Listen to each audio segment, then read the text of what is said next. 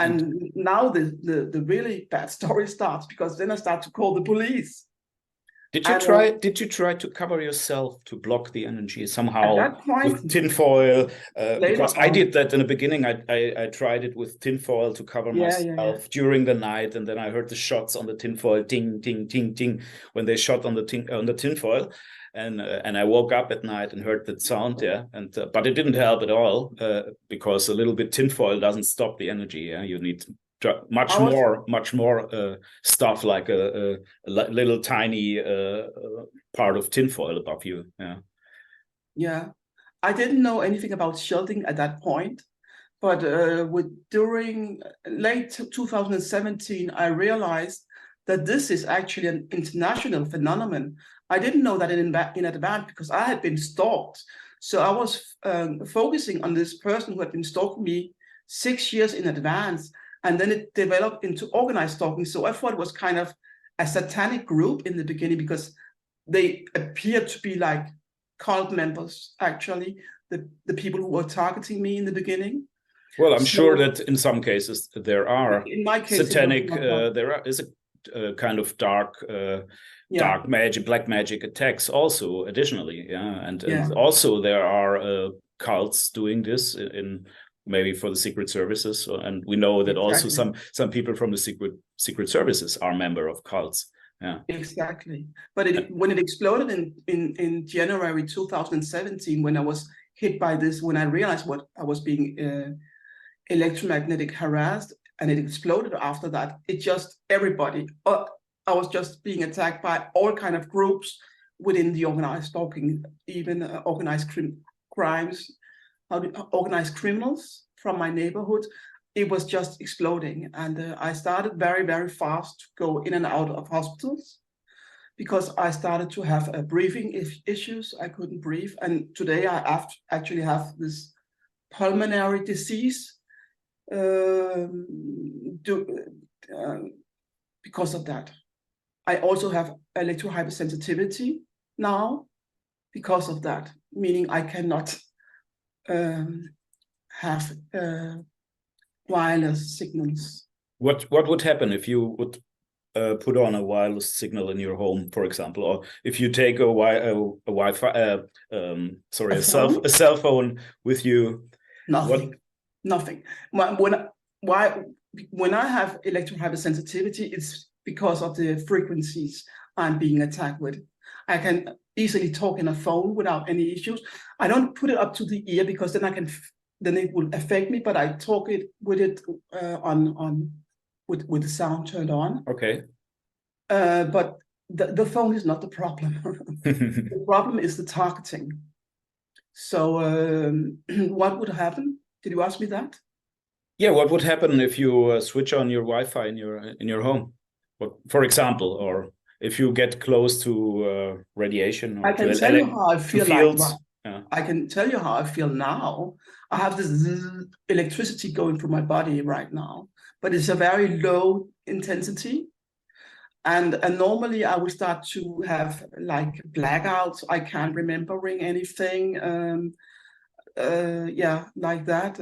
Sometimes I have speech problems, and that's a cognitive problems. Symptoms. Yes. And then I can have heart issues, I can have lung issues. But now we are moving into the field of neural weapons, actually. Pressure? Do you also feel pressure on your breast, on your heart, or something? Yeah, very much. Like a belt across my chest, and also my spinal cord. Do you call it a core?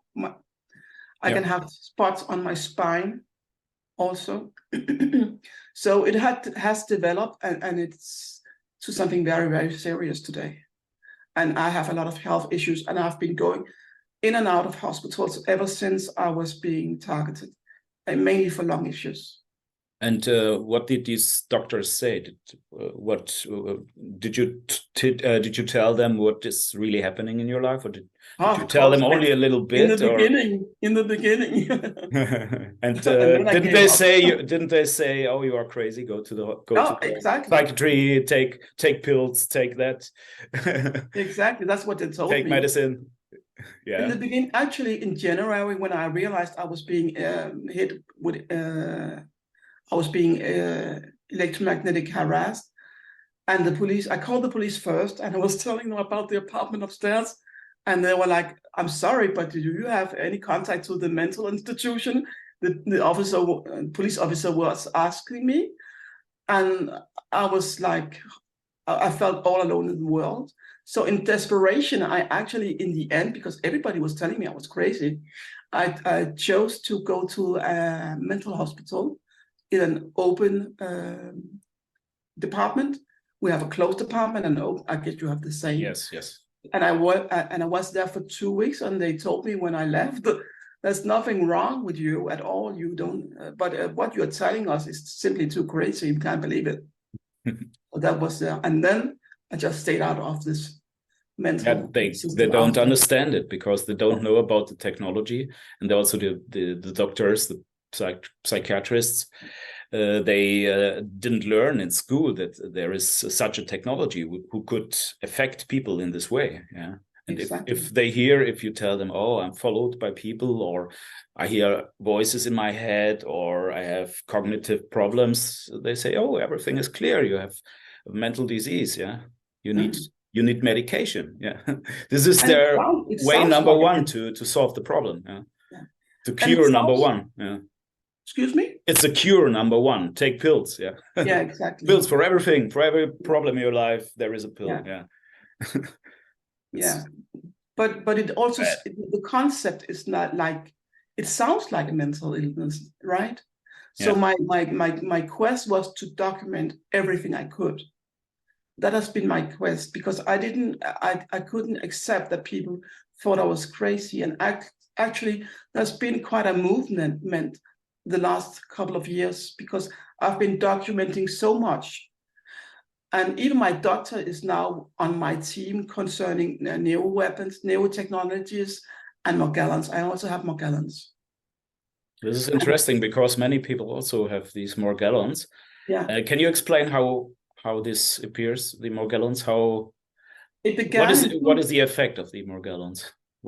How can you see it from, if nobody knows about it, how would you explain it? The Morgellons disease, or I don't know. The Morgellons disease is, I can only explain how I discovered it myself. I knew about Morgellons, and I didn't thought I had it because I was being a targeted individual. But at one point, in the beginning of 2020, my skin started to burst in open wounds on my hands, especially. And then I was like, that is strange. And then I took it under, I don't know what you call these glasses, enhancement glasses. So I could look, and then I could see it's an illness. I'm sorry, I said disease. It's not a disease. It's an illness. Morgellons infestation. Illness. It's an infestation. Yeah. Then I could see fibers coming out of my skin and my wounds. I don't have these issues anymore. But also I can take these like strings out of my eyes, and they're like jelly, like silicone, as I understand it.